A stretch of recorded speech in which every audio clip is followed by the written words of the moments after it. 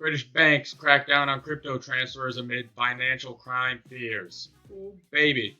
Leading banks such as Barclays have all blocked their customers from transferring funds to cryptocurrency exchanges. Online challengers like Monzo and Starling have joined them. Oh no. Heard Grayscale makes Cardano its third largest holding. If you scroll down here, they have an infographic on the large cap fund composition, and here you see ADA third at 4.26%.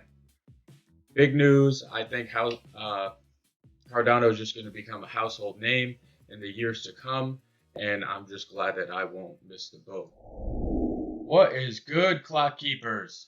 Good to see you at hour 25. If you're new here, my name is Nick. This is the time you need but don't have.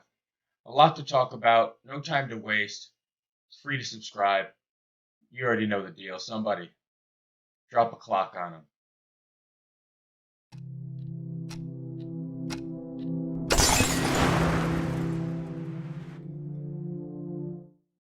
Also in ADA news, Fund 4 of Catalyst has completed and the rewards were just distributed. There were about 1,500 programmers and 6 development companies in the first cohort. The second one is underway of the Plutus Pioneer Program, where people can learn how to write. And then, based on Charles's latest video, or second to last video, he announced that Alonzo, the smart contracts, the white stage of it, should be launching next week, possibly. And then after that would be purple, where all the DApps and people's projects go live and they get to test them out. After that's done, then they'll launch the mainnet. So 56 funds were just rewarded in this last one. There is a PDF where you can go see all the projects that won. In other ADA news, in the last month, the number of registered wallets has increased by 11%. So it's really catching a lot of ground. I think there's a ton of headway behind Cardano, and we're going to really start to see it sail shortly. Next, Bloomberg News. Mass ransomware hack used IT software flaws, researchers say. What happened here? The Kaisa Limited is a company, and they're the one who created the software that was hacked. Quote, they showed a genuine commitment to do the right thing, end quote, the Dutch organization wrote. The Dutch Institute for Vulnerability Disclosure is who I was referring to. Quote, unfortunately, we were beaten by Revel in the final sprint, as they could exploit the vulnerabilities before customers could even patch, it added, referring to the Russian-based hacking group Revel, or R-Evil, perhaps is how it's said, was accused of being behind the May 30th ransomware attack of meatpacking giant JBS SA.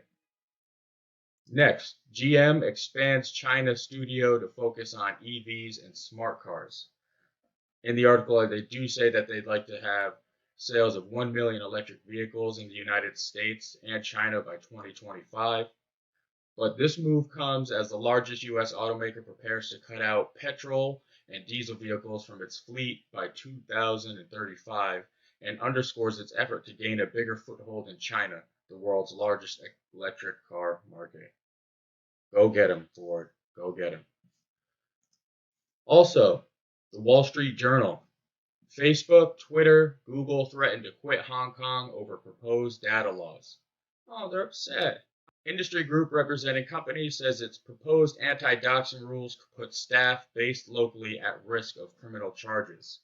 Hong Kong's Constitutional and Mainland Affairs Bureau in May proposed amendments to the city's data protection laws that it said were needed to combat doxing, a practice that was prevalent during the 2019 protests in the city. The proposal calls for punishments of up to 1 million Hong Kong dollars, the equivalent of about 128,800 USD, and up to 5 years imprisonment. Other big news. Wyoming legally recognizes first DAO in the United States, Cointelegraph.com. The American Crypto Fed, DAO, received notice from the Wyoming Secretary of State's office on Tuesday, recognizing it as a legal entity according to Sunday's announcement. Marion Orr, the CEO of American Crypto Fed DAO, stated, quote, Wyoming is the leading digital assets jurisdiction in the USA, and now with this DAO law, Wyoming is arguably the top blockchain jurisdiction in the world. What this means is that creating a true digital currency with mass acceptance is now possible. Up here it says, consensus to achieve high-speed transactions at the expense of decentralization. Also, Ethereum Classic developers announce upcoming hard fork. This is pretty big news, and what is happening here is the upgrade, which the community has dubbed Magneto, will include the 4 Ethereum Improvement Proposals, EIP, first seen in Ethereum's Berlin upgrade earlier this year. These proposals are meant to improve the network security while saving on gas costs by storing addresses and keys in one place for users to access with a single transaction. Beta testing on Ethereum Classic's Mordor and Kadi testnets began on June 2nd and June 9th respectively. The Magneto fork is set to officially occur once these tests have concluded. And I just want to talk about the pool before the video ended. If you've made it this far, thank you very much. We just eclipsed 260,000 ADA in the pool and 25 delegators. So thank you for everyone in the pool. Thank you for everyone who watches. Feel free to subscribe if you'd like and get notified whenever time a new video comes out.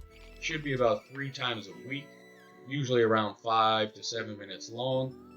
And we're just trying to keep you updated on everything going on in the world. We appreciate your time. Be good, and we'll see you on the next one. Adios.